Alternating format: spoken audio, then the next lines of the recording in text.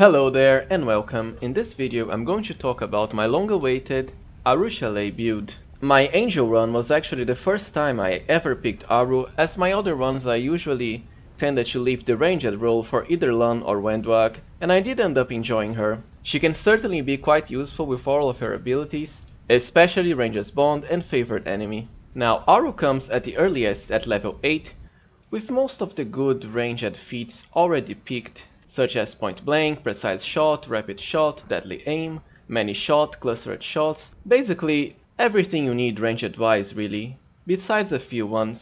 She also has the Ranger's Bond special ability instead of a pet. I used to think this was pretty bad, because of how powerful pets are, as you might already know from my videos, but in the end it did grow on me and I'm starting to find this ability rather useful as well. As usual, I prefer to stay pure, so this build is going to be 20 full levels of Ranger, in Aru's case Espionage Expert. So let's get started. Aru's skills pretty much come pre-picked for you already, and they are pretty good. I like increasing the ones that are already here, besides Persuasion, so basically Mobility, Trickery, Stealth, Knowledge Arcana, Perception, and also Use Magic Device. This is a very useful skill, and because of Aru's naturally high charisma, she will be able to support our party with wands and scrolls if needed. So at level 9 we get our first feat choice. As I said before, Aru already comes with most of the good ranged feats, so the choices can be a bit personal depending on what you want. Now you might already know that I enjoy picking the Shake It Off teamwork feat for my other characters because of how useful it is when it comes to preventing status effects. In the case of Aru, however, because she is a ranged character and both have very long range, she will most of the times be far away from the rest of our party, so I don't think it's useful in her case. So for level 9 I like to keep it simple and go with weapon focus longbow. Alright, at level 10 we get to pick a bonus ranged feat, so let's go with Improved Critical Longbow. This will give Aru access to Mythic Critical Longbow and also save us from having to cast the Ranger spell that increases bow critical range. Now level 10 is also important because we get to pick our first favorite enemy. As usual, whenever you get a favorite enemy choice, you get to choose both a new one and also continue increasing the progression of a previous one. Let's go with Demons of Strength, as these are some of the strongest demons in the game, such as the Balor, Vavakia, and so on. Now as to what progression to keep increasing, I recommend you go not only for this level but for all other favorite enemy levels with Demons of Magic. That's because Aru already starts with Demons of Magic, and with the help of the Ranger spell, Instant Enemy, we will be able to apply the highest favorite enemy bonus we have to every single enemy in the game. This will also work for Aru's Ranger Bond ability, so even if we are not facing a Demon of Magic, we will be able to apply the same bonus to the enemy. For level 11, I like going with Improved Initiative. It is very easy to get Aru to very high initiative ranks, meaning she will almost always act first before the enemy, thus catching the enemy flat-footed for lower armor class, and also sniping dangerous enemies such as casters. If you have a character or a party that uses Dazzling Display, you can get started on Dazzling Display and also Shatter Defenses. But in my case, I like to save Shatter Defenses for when my characters have access to the Frightful Aspect spell, so I'll be going with Improved Initiative. Level 12 we get our first ability increase, and the choice is pretty simple. Let us go with Dexterity to increase Aru's attack bonus with bows. At level 13 I like going with Dazzling Display as to unlock Shatter Defenses later on. At level 15 basically, as by then my characters will already be able to cast Frightful Proportions for instant no save shaken to all the enemies. You can also get started on the whole ranged attack of opportunity line with Combat Reflexes and Snapshot, but personally I find these feats kind of a waste, mostly because of how feat intensive the line is overall, and the fact that Aru will be somewhat far away from the enemies. Our melee characters alone can already generate quite enough attacks of opportunities for our party, especially when considering pets, so let us go with Dazzling Display for now. As for a favorite terrain, it should definitely be Abyss, because at around level 13 is when you'll be close to reaching chapter 4, which takes place in the Abyss. At level 14 we get another archery feat, and I like going with Point Blank Master and Longbow to help Aru in the few cases where she will be attacking close to the enemy so she doesn't get hit with an attack of opportunity.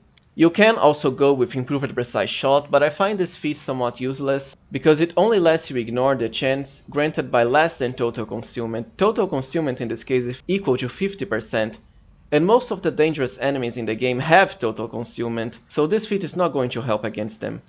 Let's go with Point Blank Master Longbow. For our level 15 feat, Shatter Defenses, of course. We get another favored enemy choice, and in this case, let's go with Demons of Slaughter. This way, we will have favored enemy against all of the demon types in the game, and like I said before, by casting the instant enemy spell, you will be able to treat every single one of them at your highest favored enemy bonus. Once again, keep increasing progression in Demons of Magic, another dexterity increase at level 16.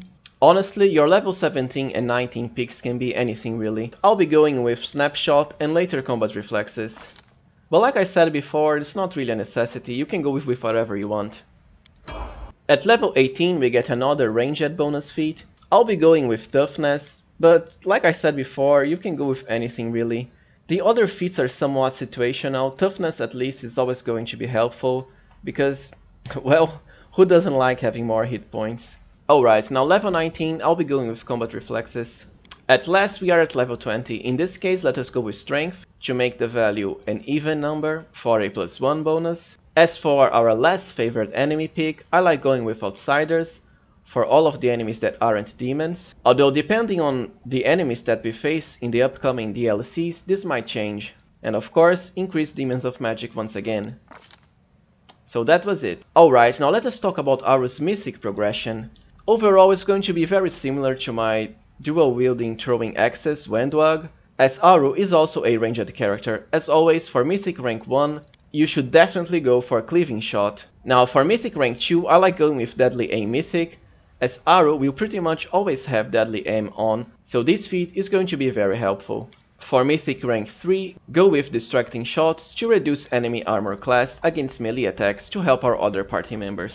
Now if you are playing on Unfair, you might also pick Last Stand, although in the case of Aru she is a ranged character, so enemies won't really be focusing on her that much. Let's go with Distracting Shots for now.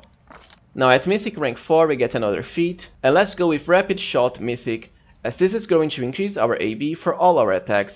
You can also choose Improved Critical early, but in the case of bows, because I only have 19 to 20 critical range, you're not going to be critting that much, so I prefer to go with feats or abilities that are always going to be helpful, like Rapid Shot. Now for Mythic rank 5, it's a choice between either ranging shots or the bigger they are. I don't really find ranging shots that useful. Depending on how many buffs your character has, you are pretty much always going to hit, you aren't really going to miss that much, even on Unfair. So I prefer to go with the bigger they are, as most of the dangerous enemies in the game tend to be either large or huge size, so we will get a bonus to hit against them. Now for a Mythic rank 6 feat, I'll go with Improved Critical Longbow, but you can also go with Improved Initiative Mythic if you prefer. Now at Mythic rank 7, there aren't really that many useful abilities to pick, so let us go with Ranging Shots. Like I said before, we are going to be hitting most of the time, but in the case we don't, this is at least going to be of some use. Now at Mythic rank 8, I definitely like going with Improved Initiative Mythic. Now for our last Mythic rank for all intents and purposes, so Mythic rank 9, I'll be going with Last Stand. You can, like I said before, pick Last Stand early depending on the difficulty you are playing. Alright, now let us talk about my spell picks for Aru. For your level 1 spells, the choices are pretty easy. You definitely want Hurricane Bow, as it's going to increase your base damage for your bows, going from 1d8 to 2d6 damage. So basically your bow will be hitting the same as a greatsword, quite a big difference. During early levels, if you don't have Improved Critical Longbow, you can also make use of the Aspect of the Falcon spell, which is going to give you 19-20 critical range, and also a +1 competence bonus to attack rolls with longbows. Now your second level spell picks are pretty easy as well. You definitely want Sense Vitals. This powerful spell is going to add up to 5d6 sneak attack to all of Aru's attacks, highly increasing her damage. Your level 3 spell picks are also easy. In this case, Instant Enemy. As I said before, this spell will allow you to apply your highest favorite enemy bonus to whatever enemy you cast it on. So overall, very powerful and very useful. Now as far as level 4 spells, the choices are up to you really. If you don't have Camellia for example, or Nenio, or another character that can cast the Animal Growth spell, then you definitely want to have Animal Growth to buff your pets, as it is one of the most powerful pet buffs. You can also have Aru prepare Freedom of Movement if you don't have anyone else capable of casting it, or even Blessing of the Salamander for some healing and regeneration. Okay, now let's talk about Aru Gear. For your head slot, you can go with Charisma headbands to increase your spellcasting capabilities, thus granting you extra slots for more spells. But because basically this is only going to give Aru more spell slots, it's not really a necessity and you can choose other helmets with different effects, such as helmets that increase armor class.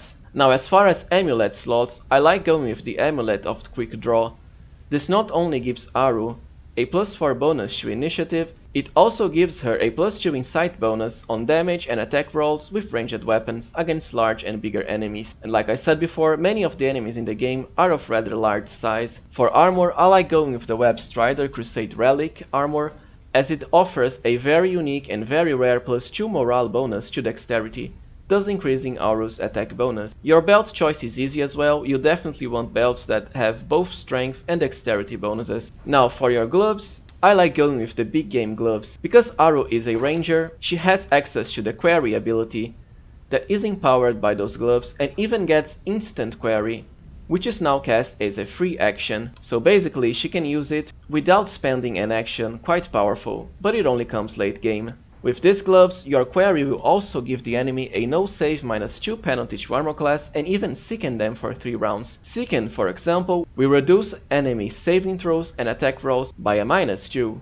As far as Aru's weapon, as you might already know from my longbow video, I like going with the Killing Pace composite longbow, as it is going to give Aru a +10 to damage, so quite powerful. For bracers, there aren't really that many choices. I like going with the bracers of archery to give Aru a competence bonus to bows. Now as far as rings, one of my favorite rings give Aru another increase to initiative, and also has the special effect of granting all your companions a +3 bonus to damage rolls for a single round, so long as Aru hits an undamaged enemy. Now because Aru does have the highest initiative of all our party members, chances are she will always act first. And since she attacks from range, she will be the first to hit enemies, thus ensuring this ring effects work. As far as cloak, be sure to equip Aru the Lone Wolf's cloak, as it's going to give her an untyped bonus to damage rolls and also ranged attack rolls, and even saving throws, so long as there are no enemies or allies in a 10-feet area around Aru.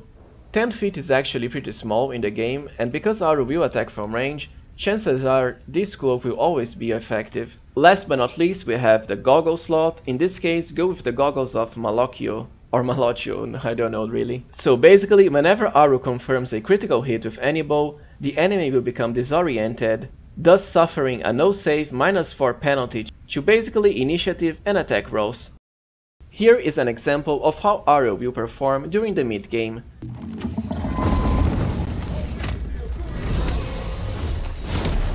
And here is how powerful Aru can be during the late game. Both the previous example and this one are on unfair.